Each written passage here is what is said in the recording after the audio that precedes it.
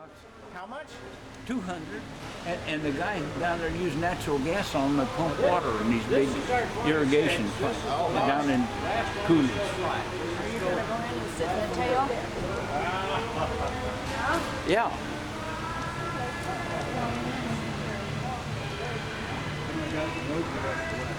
I'm sorry?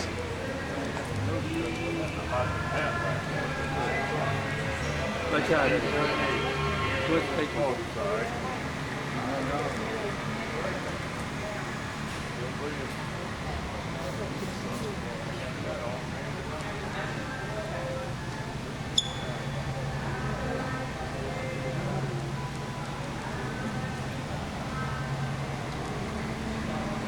That's what blower is called.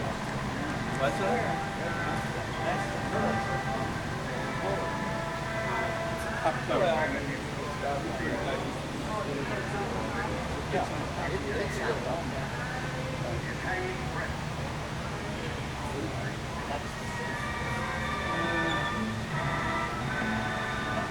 That's what you look. No, that's it. That's ours. Where's the sit down? Well, they haven't got it yet. The seat. Right there. Let me see. I guess it's on his website.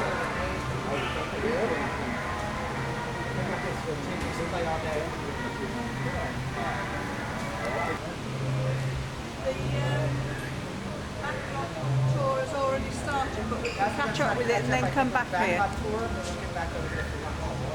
Hey, Dad.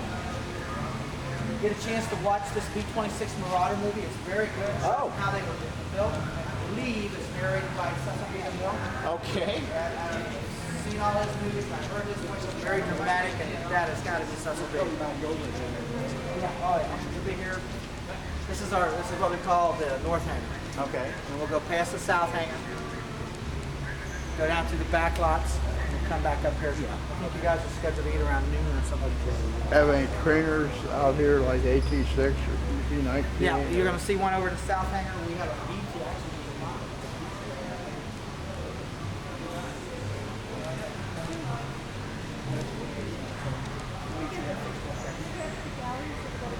Sure, you can go. There's West Main Stairs right over there. We'll go right now and catch up with the back. Connie.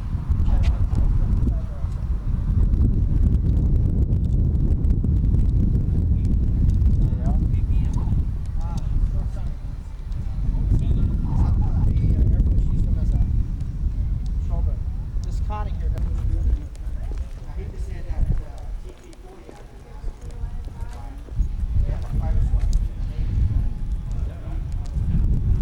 One of only 40 back there. 40 more out there. Yeah. Actually, a TP, it's a trainer. It's one only 40 built.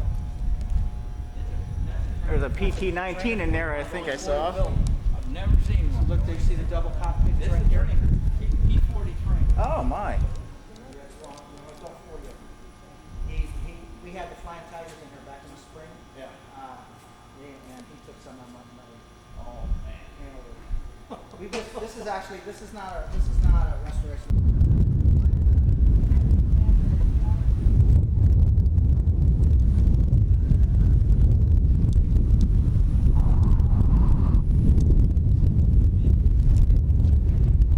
One valve of rotating. They just blown that right out.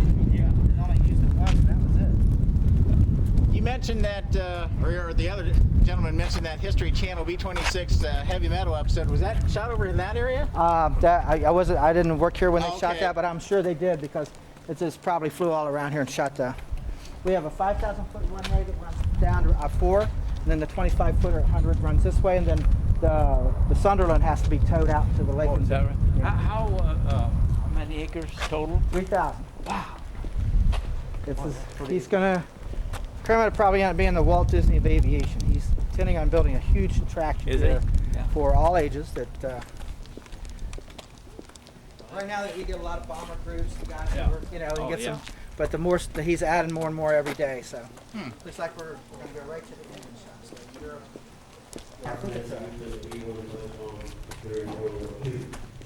yes, come up there. This large radial engine right here behind the tail is Pratt & Whitney 2800. A very popular, reliable engine during the World War II 28 era. cylinders. Quite a few of our military aircraft use that engine. And just to mention a few, was on the the B-30. B-47 Thunderbolt, F-4U Is Corsair, that right? F-6F Hellcat, F-7F Tigercat, A-26, B-26, C-46, and the list goes on and on. Just a very, very good engine in that period of time. The engine you see up here with the blue cowling on it, dark blue, and there's another one back here behind me, belonging to a F-7F Tigercat, and I'll be showing you more parts of that aircraft as we go along the tour. This large engine you see over here in this wooden container is called a Bristol Centaurus.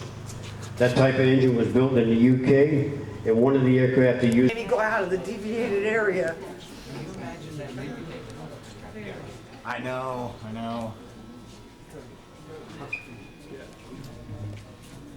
If you have not yet been upstairs on your visit here, you may want to include that. You can get a real good overview of the aircraft that are on display here. Also, you can make your way around on the mezzanine and you'll see a complete V1 buzz bomb on display up there. We also have a cutaway jet engine out of a ME-26. Familiar with who the Tuskegee Airmen are? They were the black airmen of World War II. Their signature colors were the red tail and also the red nose spinner. This one here was dedicated to a Major Lee Archer. He's still alive, by the way. He comes here once in a while. And on the nose art it says Ina, the Macon Bell. Ina is the name of his wife. To give you some idea how rare and valuable this aircraft is, a couple of years ago, one of Mr. Weeks' friends offered him $2.5 million for the aircraft, and he turned it down. Back during the 40s when this aircraft was being produced, and as they came off the assembly line, Uncle Sam paid $44,000 a piece for them. It's quite an investment. The rudder's off because we had a blind sitting up over here about 3 weeks ago, and they opened that door, blew in here and damaged the rudder. Advanced trainer used by the Army Air Corps during World War II. If you happen to have been in the Navy, they called it an SNJ. If you come from the UK, they call it a Harvard. Anyways, it's all the same aircraft. They also nicknamed it the pilot maker because just about everybody that learned how to fly during that World War II era would have spent many, many hours in one of these before they were ready to go fly in other aircraft in the inventory. As you can see, we got it pretty well tore apart. At the present time, they're doing an annual inspection on it. They found some problems. They're having some parts made. But anyways, it gives you a good opportunity to see what these aircraft look like underneath the skin. Last but not least, the aircraft hanging from the ceiling up here is the Avro Autogyro. Built by the AV. During the Second World War, they didn't take combat training, but they had to know how to fly single and also multi-engine aircraft because they would ferry planes. They would ferry them from the manufacturer to the point of deployment. Can't get a good idea of it now because it just everything's laying on the floor, but that logo is for the Women's Air Service pilot. So Yeah. We got two. No, Bill will probably show up right around the corner. yeah, He was in Say cheese. Hey, cheese, Buzz. Yay. How'd you get in? Oh, through the ladder there?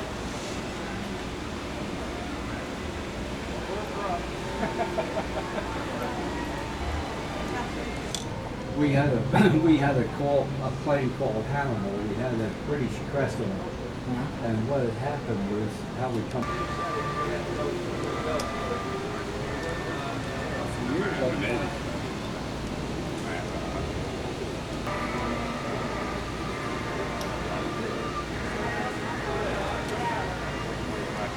You. Say cheese. Cheese. Oh, it's not a picture, it's a camera. It's moving. Pilot. It's moving pictures. Buzz over here. I saw Buzz. Got the other side too.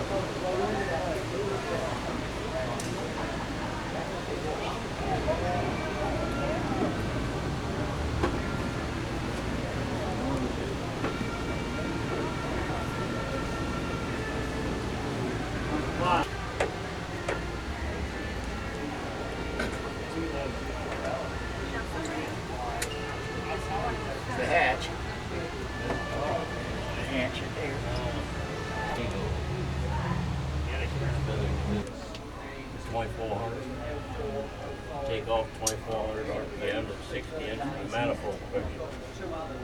And here. Well, if that prop didn't, governor didn't work, RPM didn't keep going. You could hit the feather switch and stop. And then you could put them in manual and then feather them backwards. Get them back down to where they ought to be. Then when you cut the throttle, you come in to land, you don't have the props aren't breakable like they would if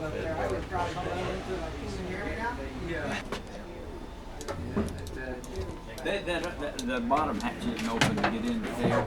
I don't think so. I think that one's closed up. The side doors on the back. This guy. We had a little turret. He got in there. I just wanted to see if he A little small. I had a little turret-like thing on Who's the back there? later models of this thing. 250s, and it would turn. Yeah? Turn it like that, for the tail. Who's in the tail? It didn't have that pointed cone. I think Eric's in the tail. That's Eric? Yeah. You're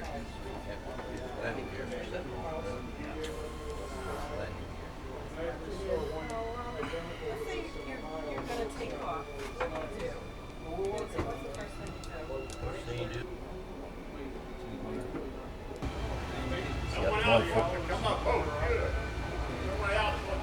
All right, be right out. Take me a while. I was explaining how to fly it. Yeah, get this. You. Now be careful. Got the handle hold over here. There's not a whole lot to get a hold of.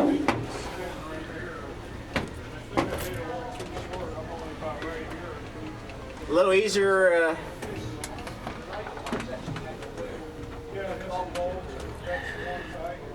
I tell you, it's not as easy as it used to be. No, I'm sure. I'm trying to think where else you can get a handhold. Is that all the handles they ever had? Was one handle? Yeah. I used to go out and swing up into this thing in about 3 steps. Yeah. How many pounds lighter were you in those days? Dad said he weighed about 130. Not a whole lot. No, I weighed 165. 165, well. 175.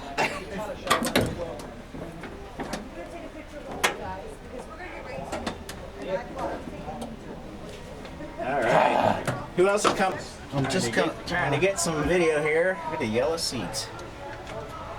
Ew. Looks like those seats have seen better days.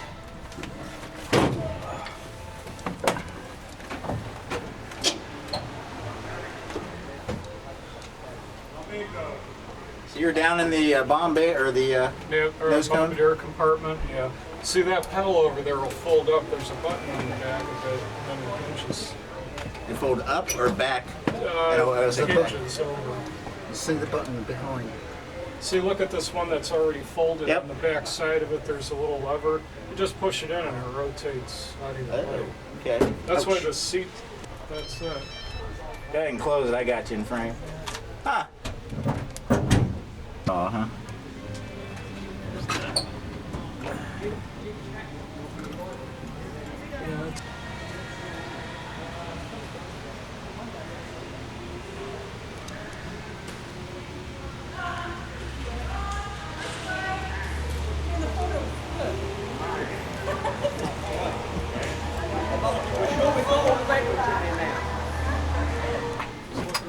Try to take pictures of the vet. Do that. Yeah, no kidding.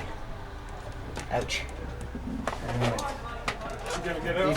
He wants the picture when you come out there, John. If you come out.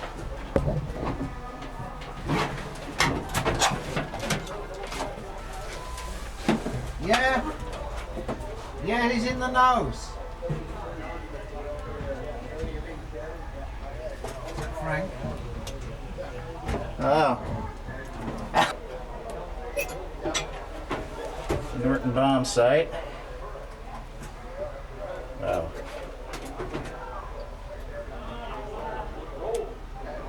Do you want to break? Do you want me to hold the camera while you get down? Perhaps.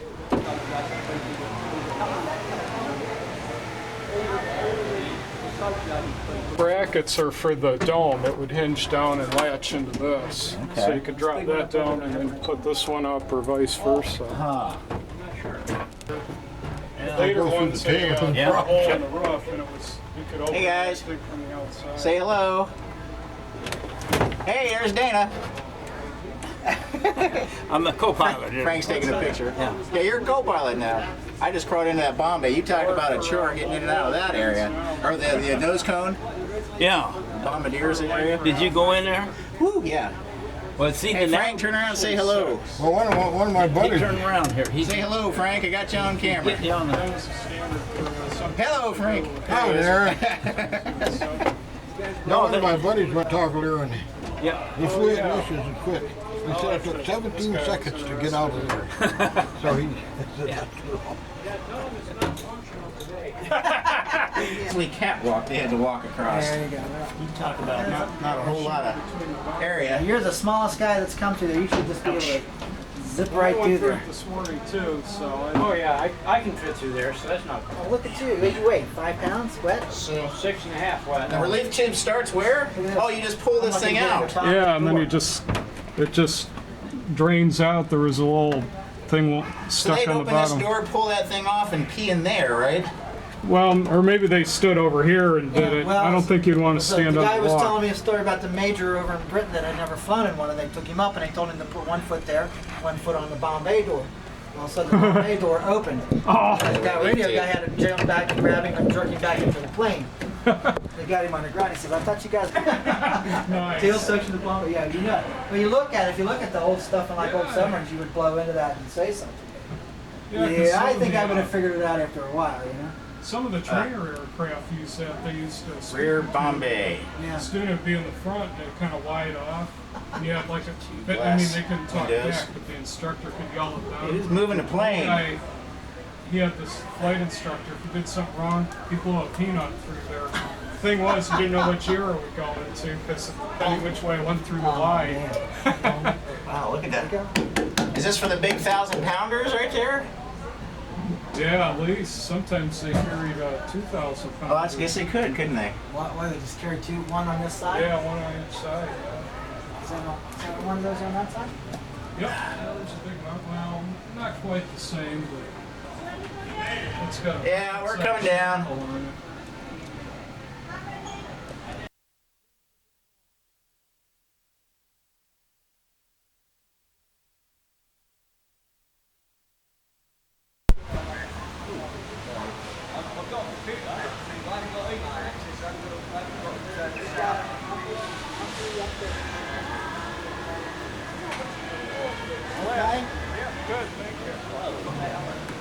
Wave to somebody, Dave. There we go. Pull the chocks out. They should be up in probably 5 minutes. Yeah, 5 minutes and maybe do something. I mean, you guys are gonna have to hold the plane down and stuff. I mean, seriously, it might be a safety issue. So, cool. Hey, so y'all flew the B-26, huh? Yeah. Well, great. Good. Did y'all get a chance to poke your head in and take a seat? I hope they took care of it because we like to. You guys did a great thing back then and gave me a great opportunity to continue flying something in a great free country. So I appreciate that. That's the only one left, isn't it? That's the only one that still is capable of flight. There's about 7 in the world. There's about 7. Smithsonian's got one. There's a couple. Air Force Museum, one in France. And there's pieces of some of the other group that they're trying to put together. There's a guy here from Akron, Canton, that they're putting one together up there at that Right. museum there. Yeah, I don't think it's coming. gonna fly. Yeah. But we haven't flown it in about 5 or 6 years. We'll rotate airplanes.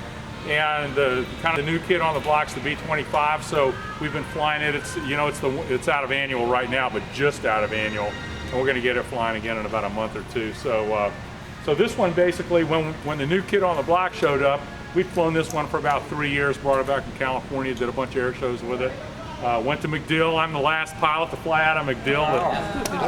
So that was kind of neat. And Landed the bay anyway. yeah, I didn't end up. So we broke the curse. And so we pickled it, and it's a little looks like it needs a paint job and stuff. And actually, the kind of the seeping stuff coming out of the seams there, one of the things that we do is once a year, or especially maybe twice a year if an airplane sits outside at all, we spray a special fluid inside the wings. It's a fog, and it actually goes in and it eats any potential corrosion and puts like an oily film on there to prevent any corrosion. So we do that. That's, when we wash it, it goes away, but the stuff is so good that it continues to seep out the seams. So had a lot of fun with it. We had a few problems. We had use an engine? no, we had 2 runaway props, but both of them were not. One of them was a pilot issue, and one of the guys bumped the switch, and it went back to so it ran away. So once we figured out what it was, it regoverned.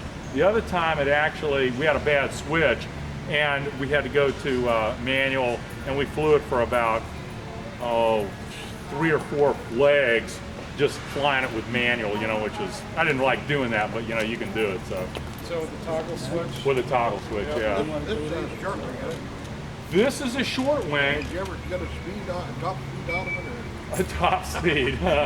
Not really. I mean, I'd have to think about it. I'm trying to think what we cruised around at.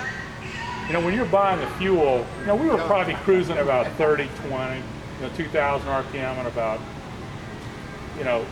30 inches or something. And it was probably 215 miles an hour indicated or something. Some of the guys, going back on the thing, the first 300 V-26s were short wings.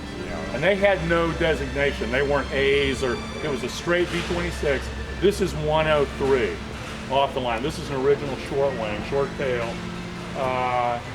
And one of the things that kind of surprised me, I've had other V-26 guys come in here, and the guy says, "Oh yeah, we touched down at 100." I learned a long time ago, nothing improves the performance of an old airplane like an old memory. And y'all remember that, okay? And so, but I had these guys come in and tell me, "Oh yeah, we come in at 150 miles an hour and touch down and blah blah blah." And yeah, I agree, 150 miles an hour, keeping up the speed and stuff. But I was coming in about 100 miles an hour over the fence, 110 over the fence. It's still, stalled like a normal airplane around probably 75 or something. But it took a lot of pitch if you got any kind of a sink rate going. Well, I think we had one of the pound barrel rolls. Oh, there would be not a problem to barrel roll. The ailerons the ailerons feel like a fighter. The ailerons feel like a fighter. Because of the short tail and the low tail, it has a little bit of a tendency to fishtail. Didn't have enough, and that's why they fixed the later ones. But the one thing, I don't know how you guys flew this in instrument conditions and turbulence, because it is so pitch sensitive that it's like, I'd get guys when we were flying back, and I'd throw them in the right seat and say, "Go ahead and fly." And the first thing they do is drop about 200 feet. And I swear, I don't know how you did it in IMC when it was bumpy. I just don't see how you flew IFR in it. And we actually, this airplane, we have a bunch of weight in the tail because we don't have all the armament stuff. So we've got about 150, maybe 300 pounds of shot or sand in the back, and it's still on the forward side. So I mean, if it was any more back, it would be even more sensitive. So it's but what a great treat to have been able to fly the airplane. We had a great time flying it. I would come in every once in a while over the field, simulate an engine back, do a single engine approach, but it's not an airplane that I'm real excited about getting a whole bunch of more time. I don't know if y'all ever flew a B-25, but it's just like an old man's. It's like a Cadillac, and you guys were hot shit back then. You guys flew the little stuff. But the B-25 is kind of an old man's airplane, and it's got a lot more wing, and by what'll probably happen. The B-25 will probably go to the back of the hangar in about 2 years, because I've got a Douglas A-26 that's being restored to a very high level of condition. Yeah, and that was a great airplane. They flew them up through Vietnam, actually. We had a couple over in Europe at the end of the war. Yeah. Did you get to fly it? No, I didn't get to fly one. Yeah. great. I'm restoring your sister ship, number 99 at Akron, Canton. Oh, yeah, good. I'm the crew chief. Oh, well, great. My third time here, I never got to meet you. Ah, good. Yeah, My pleasure. name's Good. Well, let me see what the wind's doing. If you all want to hang around, I'll do a quick demonstration. Okay. Kermit, before you bug off, I'm come bearing gifts, a couple of DVDs of some various B-26 videos that I've acquired over the years. Oh, awesome. So those are yours for your viewing. There's one called the B-26 Story. We saw it for the first time in Europe back in 2001 when a group of us really? went Great. back for a reunion. Well, good deal. And so hopefully you'll enjoy those. Well, good. Well, and where were y'all based? Where were y'all? South Pacific, Italy, England, France, Germany, Belgium, Holland. When it's up in Dunlow Hall, Germany. I'll be darned. A couple months ago, I sent some photos to Pam Peterson. Yeah. Because I was down here one year before, and she let us get into the B-26. So I Oh, sent her some great. photos of Dad back in the service. He Good. may still have those. Where y'all staying? Orlando. Oh man, I mean, this thing just turned to Cat 3, and it may go to a 4 by the time it hits. Oh, is that right? You guys will probably be staying inside tomorrow, big time. You know, so just hunker down. Yeah.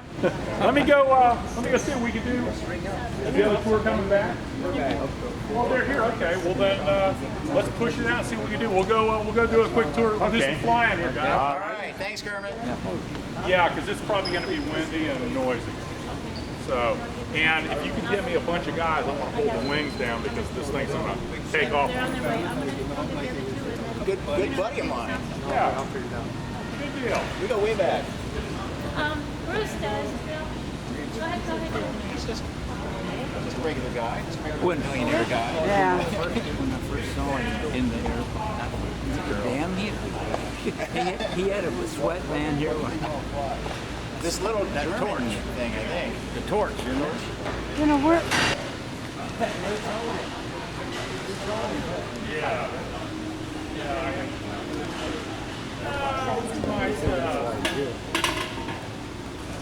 I'm sorry, John. Oh, it's all right. Sorry, John. He's on a flight. John? Yes. This is the airplane that they went to save with Mussolini. No. You know Mussolini. He was the Italian. Yeah. He got captured. I'm looking right here, and it's actually unsafe in this airplane. But don't come over here. I'm going to fly. He's gonna fly. I'm looking at my dirt over there. Probably looking at the windsock. You said it was unsafe.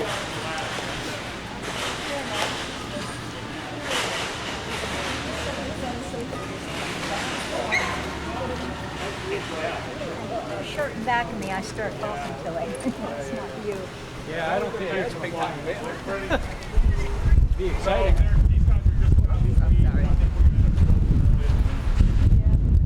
Looking at the windsock out here.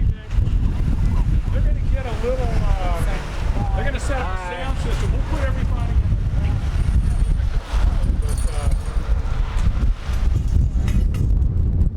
But, yeah, it's designed to fly slow, and this thing just really picked up. Let them get the sound system. Kind of at least tell you about where our future is. Yeah. Hey, we're not going to fly, so yeah, sorry guys, it's not safe. And what we'll do is I'll take you back. I'll give you a little backstage tour that's not open to the public. So.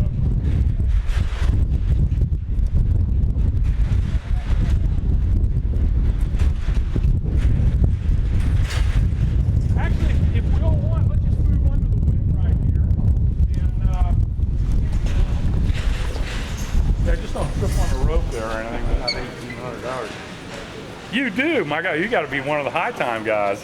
That's early. That's unbelievable. That's a lot of time. When they had a plane day. Really? Were you instructing? Yeah, really. Unbelievable. That was a lot of time. Great air. It was a great airplane. You never did fly. No, this is the only one I've ever flown. So. Can't see back on the wing. Oh yeah, yeah. The early ones flew like this, like this. Well, it wasn't 3 negative. It was like 1.5. They went to 3. Yeah, you would never do 1 negative. Fly like that, isn't it? Yeah. That's cool. Oh, good deal. Turn the power when you're ready. Great. You're doing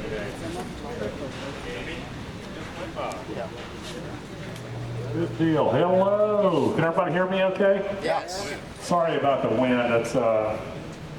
That's Florida, you know. I was just over at a Disney Institute seminar, and it was really funny. I mean, they're always very creative. In fact, the seminar was on creativity. And they said, yeah, well, and all this and whatever. And they flashed this slide up on the deal. And of course, everybody knows we've had a lot of hurricanes, and we got one more coming. And they had and everybody's probably seen some of the jokes going around, you know, and it's got a big picture of a hurricane, and you know, it's kind of the outline of Florida underneath it, and it says, you know, it's a welcome from Florida, and it says, you are here, right in the middle of the deal. Well, anyway, the Disney guys got creative, and they've got this whole picture of the Caribbean, and there's 3 hurricanes shaped like Mickey Mouse, you know, so I thought that was pretty good. Welcome to Fantasy of Flight. My name's Kermit Weeks, and this is my place here, so I get to fly on the airplanes, and I get to share my good fortune and my passion with you guys.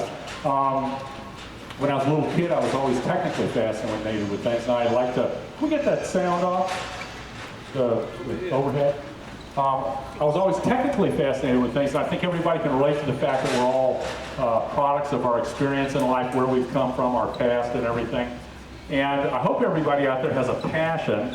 This is one of mine, obviously. And if you have a passion, you can look back on your life and see kind of when that spark first lit and kind of change the path of your life and kind of put you where you are today. And it was something as simple as a song I heard on the radio when I was 13 years old. You often look back and see when that path kind of started for you. And some of you guys remember that song, Snoopy and the Red Baron? Yes. Well, that song changed my life, and this is the product of what happened. And from that point on, my technical fascination became focused on flying aircraft and stuff.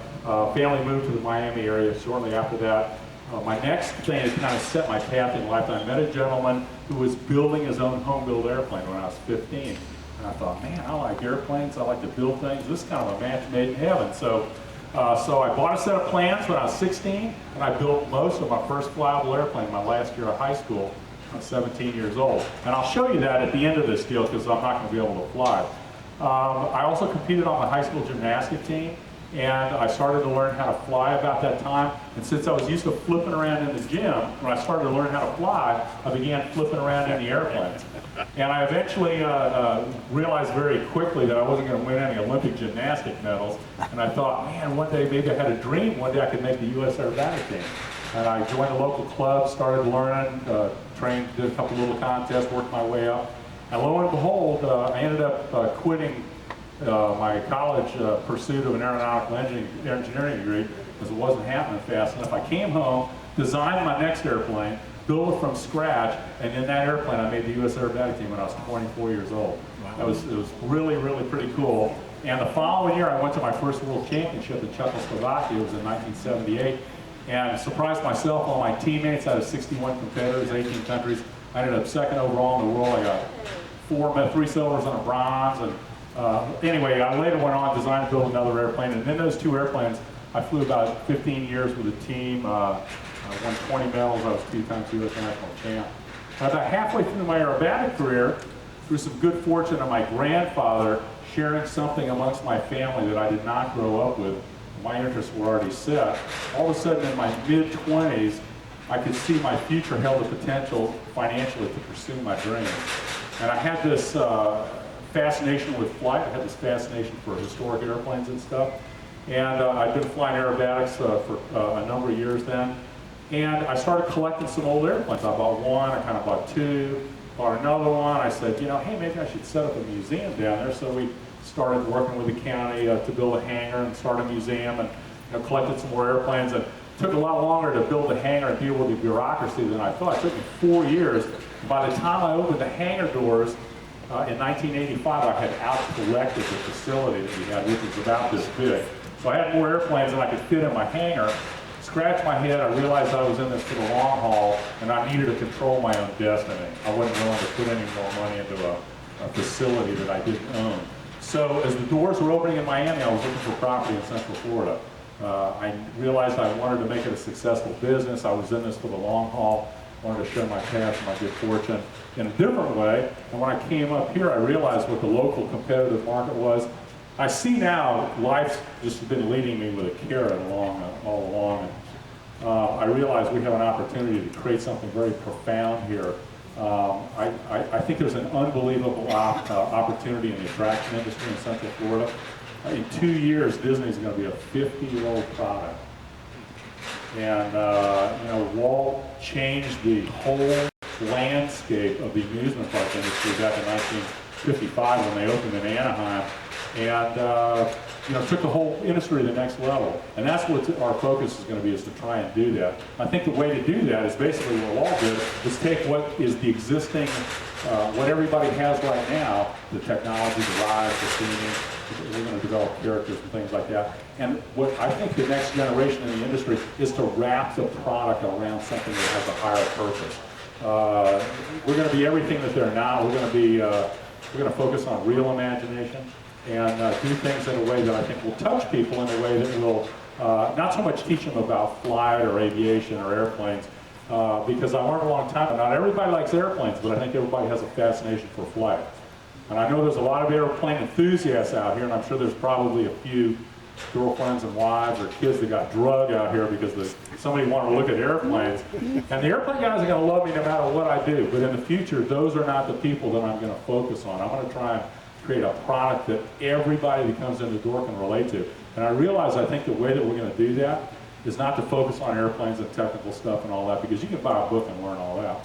But to use these unbelievable stories of history and the symbolism of flight as the product. So instead of using airplanes as an end product, we're going to use the airplanes as a means to an end. And I can't think of anything more symbolic and profound than the symbolism of flight that symbolizes freedom, pushing our boundaries, reaching beyond ourselves, trying to be more tomorrow than we are today. So in the long run, that's what it's all about. And fantasy of flight, I'm going to define as draws us beyond what we are today. Something draws us beyond ourselves. So anyway, that's where we're going to hit. The entrance that y'all came in over here with the flags, which we better take down or they're not going to be there tomorrow. When y'all entered the property and you turned that left turn corner, you probably had two questions in your mind. The first one being, man, this is a cool looking airfield. I wonder if this was around during the war. Well, these guys know, because they probably trained right down the road, that it was not. This was all built from scratch 10 years ago. It was a cow pasture. We still got the cows out there. They're hunkering down for the storm. And the next question when you turn the corner there would have been, okay, if the facility's down here, how come the entrance is down there? Well, in the long run, the facility that you're getting to go through right now, and for those of you who earlier went on the restoration tour, went through the storage bay tour earlier today, this whole facility here was only ever designed to be my shop, just for the restoration and maintenance of my collection, which is the largest private collection of vintage airplanes on the planet. And we rival a lot of national museums. This is not all the collection totally. There's about 165 airplanes. There was the big storage bay some of you saw earlier. I've got another building that size across the street, stuff stashed around the world. And what's going to happen is eventually this whole facility here, this will be the restoration hangar, the maintenance hangar. This will be kind of a tourist attraction in and of itself. Maybe a little more technically oriented, how we shape metal, form parts, restore airplanes and stuff. But what's so neat is this big open field over here. This is where Fantasy of Flight's always been envisioned to be. And that's why the entrance is over there. And eventually what we're going to do over there is every period airplane that we display will be in its own period environment. So we're going to do early flight, turn of the century stuff in an exposition hall that was built in Paris in 1900. They did expositions from 1908 up to the First World War. And in this grand hall, it's called the Grand Palais. It's on the Champs-Élysées, just across from the Louvre. And it's a phenomenal building. And we're going to have a full-size first manned balloon going up and down inside the building. Early, small dirigibles hanging from the, floating in the air in this grand hall with all these old airplanes in this Parisian style. Any airplanes that we fly from that period, like these two old ones hanging up in the back of the hangar there, any airplanes we fly from that period will be housed in an airfield setting, kind of like the Magnificent Men and the Flying Machines. We'll get our netted balloon ride running again on a cable to take you up to 400 or 500 feet. We're going to have a World War I airfield with opposing sides. We'll have the golden age of aviation, which was the 1920s, 1930s, where you would have seen the Spirit of St. Louis, the little, the racing airplanes and stuff. I've got some, I've got an animation script I just wrote. We're going to create characters out of those, which that period of history symbolized more than any period, the little characters reaching beyond themselves and pushing their boundaries. So I've got a bunch of ex-Disney guys working on it, and they love the idea, so working on that. Anything that we're going to do that will be seen from this area here will be from the late 30s, the early 40s, what you would have seen during the World War II period. So we're excited. Our first hangar in the park area is going up. There will be a matching one of those on the other side of the little small building that will be in the middle. There will be 2 more hangars that we've got the basic concept and size for. Down by the windsock, there's going to be like an early first control tower and that kind of stuff. And also down on the lake there where the cows are hanging out, and in fact you can see how big the lake is from down there up to there. We've got a dock, we've got a seaplane ramp that goes down, taking the big flying boat down, put it in the water, roll it into the thing. The wheels come off because the wheels are only to move it on the ground. I've flown the airplane out of the lake a number of times. We brought it back from England 11 years ago. This is the last 4-engine flying boat to cross a major ocean. And I got to sit in the left seat doing that. That was pretty cool. And so we've got about 8 acres down there. We're going to do a 1930 recreation of a Pan Am Clipper base. So that's going to be pretty cool. Restaurant on the roof, palm trees, probably have some hula girls.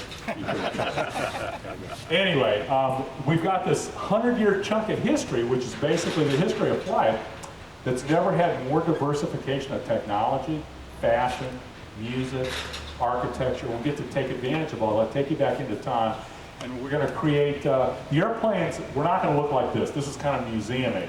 The airplanes are going to be sprinkled in the exhibits and the environments to project messages and things like that. Done in a very entertaining way, to the same level that everybody up the street does, except we want to use these things as an opportunity to give you the same entertainment value, but try and theme it and wrap it around a story of somebody in history or whatever that tells a tale that'll leave you with something, some take-home value here and here. So I've got some great ideas, and just keep an eye on us. We're going to do some pretty neat things. I was going to talk about the airplane, but there's no point if I can't fly it. I'll tell you what I'll do.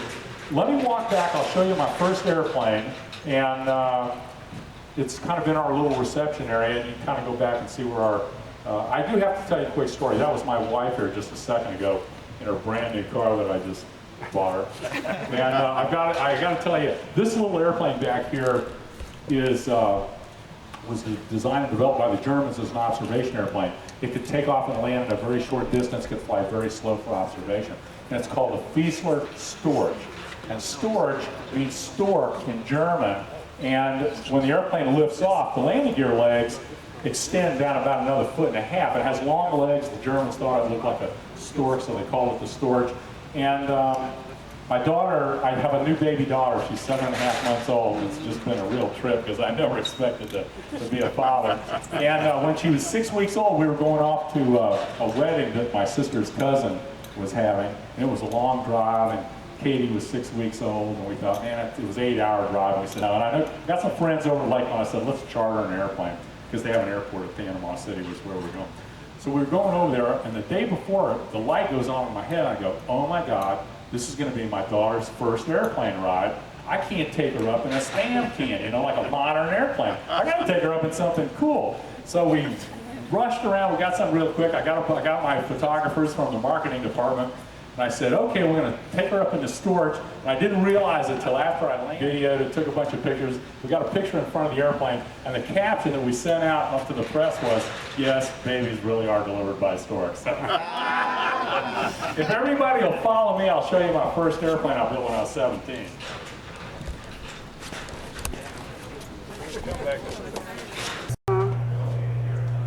So, gee whiz.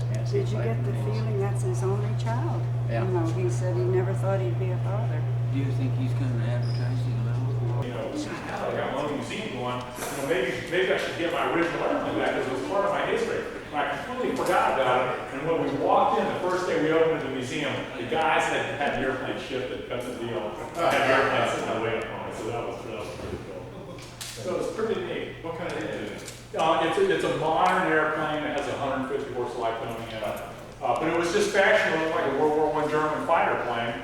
And it's so, you know, I've learned over my period of life that, you know, any one of us that kind of, you know, we're drawn to cultures or things or, you know, the energies of life kind of lead us along. And it's fascinating. I realized that, you know, if you look back on your life, you see exactly why you ended up where you did. And to me, it's almost to the point where I can see where my future is going.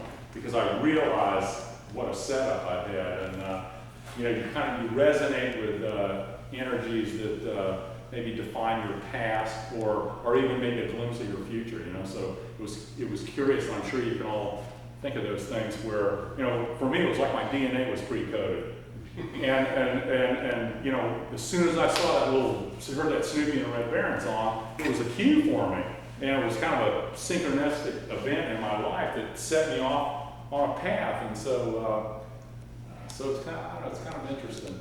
But I don't know, I always listen to things. So if there's something that you kind of hear and all of a sudden there's kind of an energy connection with it, if you file things like that, you may not understand it at the time, but if you put it on the back of your mind on a shelf there, one day you'll realize it's kind of a clue that where life's going to lead you. So I listen to that now, and it really is very true. Does anybody have any questions about my self-fantasy apply to the airplane? You didn't learn to fly on this, or did you? No, but I did the test flying. I test flew the airplane. I learned, I'm ashamed to admit, an Cessna 150. But my enthusiasm and my encouragement to get my license was to be able to check out an aerobatic trainer called a photography. And that was my goal to to get checked out in that airplane. So that's why I ended up getting my license. And then it was kind of tail draggers and fighters and aerobatic airplanes and bombers after that. So in fact, there's a picture of the B-26 flying over LA. Is the skull on those ailerons there for a reason? Well, those are actually just a trailing edge that's cut out with plywood. But the reason it's like that is it's simulating the way that they built airplanes back in World War I. If you go look at the Fokker triplane, the red three tri-wing airplane, like the Red Baron, it's the colors that he was shot down in. The reason they're like that is because it's fabric covered. They used a wire. They actually just had a wire in the back of the deal there. And so when the nose was put on and it tightened up, it created a scallop effect. So this was actually I should have just used wire, but they cut it out with plywood and added about way too much weight to the airplane. What's the rib construction? The rib construction of this particular airplane is actually a routed plywood with caps on it, instead of like, the pit specials and some of the other airplanes are made up of truss and pieces of wood with staples and gussets and stuff. So this is really kind of part of my history, and we're redoing the gift shop out there right now. And one of the suggestions, I don't know why I didn't think of it, but anyway, we hired these guys, and they said, I should replace this with the Spirit of St. Louis. Get rid of the Spirit of St. Louis and put this out there, because this it really kind of sets the tone for eventually what our future product is. Because I want to tell stories in a way either about myself or about the famous people who flew, in history, to inspire everyone that comes through the doors to think about their experience of life. That's where we're headed with the product. So I think by doing that, we're going to create a great aviation facility, but at the same time, it's really not about airplanes, it's all about what they symbolize. That's something I think everybody can relate to. Read my little thing when you leave out there. We all fly in our dreams, whether we remember it or not, and it's actually reality in another dimension. So it's all part of our experience of life here.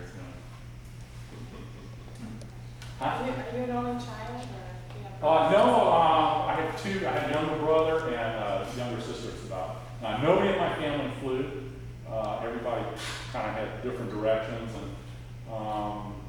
but I was always, like I said, I had a technical fascination. Then when I heard that song, it became focused on aviation. And actually, it's kind of just to get a little off the subject, and I don't normally talk about this, but I've always had two parallel interests in life. And one of them's kind of been airplanes. But the other one, which is kind of represents the outer physical aspect of flight, but I've always been fascinated with kind of the worlds around us that are beyond our five physical senses. And that really kind of is the other aspect of flight. So fantasy flight encompasses more than airplanes. And in the long run, it's that flying that when we imagine, we dream, and sometimes we fly in our dreams and go places and do things like that. So there's going to be a little bit of a subtle undertone to the place. But number one is at least to maintain the level of entertainment and quality and everything that the guys do up the street. But it's really going to be a different product because we're going to be about real imagination. So anything that can to define that, real imagination is that imagination which has a direct bearing on what we perceive as reality, which is everything those guys are not. And from my little business thing that I've been learning, and it ties into what I know that I need to do anyway. If you're in a big market with existing giant players, all you can do is narrow your focus and create a new category. So that's what I'm doing. I'm creating something that is not their product. And I'm going to do everything that's 180 degrees from what they do. And there's this 45 million people tourist market looking for something new to do, or different. And if we can maintain the quality and create something that's perceived as certainly a different product, I hope the next generation product, so people have the same take-home value they do from an entertainment point of view, but we can give them something here and here, then hopefully we can be perceived as a higher level product. So that's my focus. That's what we're I-4 fixed, right? Huh? You'll never finish working on I-4. No, I have a new sign. You all see my gimmicks. I got my oil wells out there. And the airplane's not representative of what we are, but it accomplishes, everybody knows exactly where we are and they know the name. I've got a new sign going out there, and I know DOT is not going to make me take it down. It's a big green, looks like an official sign. I'm going to put it up because I own most of the property. I've got about 2 miles of frontage on that road. And it says, "Thank you, DOT, for paving the way to Orlando's future." So actually, part of my dream, I don't normally talk about this, but why not? I got a great group here. Part of what I want to do here is not only just the entertainment side, which is the fun side of it. So we have, actually this is just going to be one of 3 parts, I hope, if I can fulfill my dream. So we're going to have an entertainment side that's going to be fun, but at the same time, I want a serious side to what we're doing, which is, I do a lot of business seminar and institutes, and you see a lot of things like Dr. Phil and Oprah, and you can see it coming, but in the future, in about 10 years, there's going to be a much bigger economic economy based on transformation. People join gyms to be transformed and lose weight and stuff. It's coming. That's the next economy. Right now, we're in the experience economy. When in 10 years, we're going to be deep into the transformation economy. And people are going to pay money to do that. So I see a fun side. I see a serious side to it. Tony Robbins Institute, Stephen Covey, Psycho-Cybernetics, all those things that, maybe we have a little Oprah outlet or something, but anything that's like that, Wayne Dyer, that kind of stuff. So there's a serious side that once we bump you in the park, you can actually go look and see, what do I want to do? What potential product here might I want to indulge in to take the next step on my journey in life? And then there's going to be a big school. There's a 550-acre campus that's going to be about a mile from here, University of Central Florida. And I think we could have a fun side, a serious side, almost a research side, and the whole vision for this Orlando deal, which sounds like a joke now, but it's not a joke. I'm planting a seed. What my vision is for that is to create a vision for this whole area that we become the focal point on the planet for unleashing human potential. That's my long-term goal. Were your parents great encouragers? They didn't encourage me, but they didn't discourage me. Everybody in my family was, just went off and did their own thing. And I remember talking at the dinner table. Everybody was talking about what they were doing. Nobody was listening to what anybody else was doing. I'm sure everybody has a different family experience. But actually not. I mean, they're proud of me, but a lot of times I'm sure we can all relate to it in our own parent relationships. I hear about it from other people that they're proud of me, but they don't really come out and tell me that. So I'm sure we can all relate to those generation skipping occurrences. But it's been great. I'm very proud of what we've done so far. but this was a 10-year ago idea, which was a monumental jump in what we came from in Miami. And like I said, in the long run, this just becomes my shop. And this wasn't ever, this was an adaptation of taking some attraction elements into something. And eventually all the immersion environments, all the B-17 exhibit, fighter tent, that stuff all moves out of there and goes over to the other side at some point. And it will certainly be enhanced, changed. We're gonna put a, you know, now 10 years down the road, I have a much better idea of my vision for the product. So the one thing that we kind of have a design mission that we're going to strive to do is anything that we create in the new park, whether it's a film, animation, a show, an immersion environment, any kind of an attraction element. Hey, Win, would you like to speak on behalf of the maintenance department? Speak on behalf of the maintenance department about hurricane preparedness? We're doing our sleep. Yeah. Fortunately, Win lives close by. But the one thing I want to do is I want to create attraction elements. Imagine going to a Disney or a Universal ride, but wrapping a story and a theme around them. Still has the same high-end entertainment value and the theming and stuff, but wrap a story and a theme about it that we somehow emotionally involve you in the experience and interact you with some kind of a pre-show that when you leave, you go, man, that's something, you know, somebody like a Lindbergh or a Butch O'Hare or somebody that did something, we kind of wrap some message around it, and you leave there not wondering about, oh, that was great that they did that. How does that apply to my life? How does that affect my journey of this experience? So I'm probably way out of the box, and just keep an eye on it. We're going to create something pretty cool. Figuring I have my 4 or 5 more sons out here with this place. Maybe they'll be cloning in 10 years. Okay. But my dream is to, the process now is to, I've kind of wrapped my arms around what I want to do, and currently I'm just starting to filter it down through the company, and when we do, you know, it'll reach the floor, and then once we can start to build some exhibits and stuff to begin to brand ourselves as what we want to become, then my dream is to, in 15 or 20 years, just walk around the park and talk to people like you. That's my dream. You know, once everybody else figures out what I'm trying to do, they kind of get it, you know. Everybody, the only thing that changes society or moves it along are ideas that start out on the edge of society, out on the fringe. And slow, you know, whether, I mean, look at this past 100 years, women's suffrage, civil rights, gay rights, you know, anything that you want to throw in there comes out as this far out concept, and now all of a sudden, you know, it becomes part of social convention. You know, it's not, you know, we look at it differently, you know, so it's going to be kind of interesting.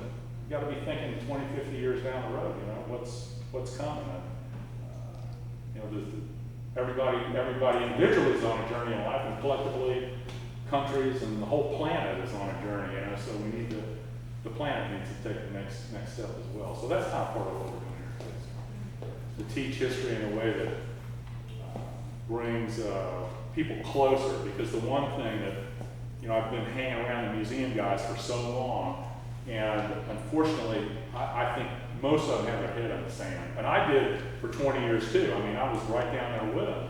And the one thing that all the museums rally around this big flag is the fact that, you know, if we don't learn from history, we're condemned to repeat it. But if you think about it, the way we teach history, we perpetuate the problem. They did this, so we did that. So what does that do? There goes the walls. I mean, look at the world. So what we're going to do here is take any story from aviation history. You know, my intent here in the long run is not to teach history, because there are great museums that do that. Smithsonian, Pensacola stuff. I want to get off the trail, what everybody else is doing, and do something a little bit differently. And so our approach here is going to be take something from history, could have been any country, any deal, and do it in a way that everybody can relate to the one thing that we all have in common on this planet.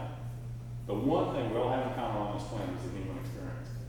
And if we can do that in a way that touches people in that one thing, and all of a sudden we have this common deal, and now the walls come down. I can relate to that guy in that country when he had to do that, because he was human, I'm human, and we have the same fears and loves and wants and needs and things like that. So I'm going to do it. I'm going to do it a different way, and I think it's the future.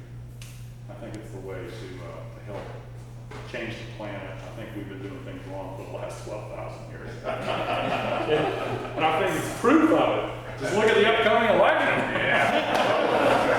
Does anybody have any questions? I'll let y'all go because we're going to batten down the hatches at my house. Okay. Thank you so much. Thank you very much.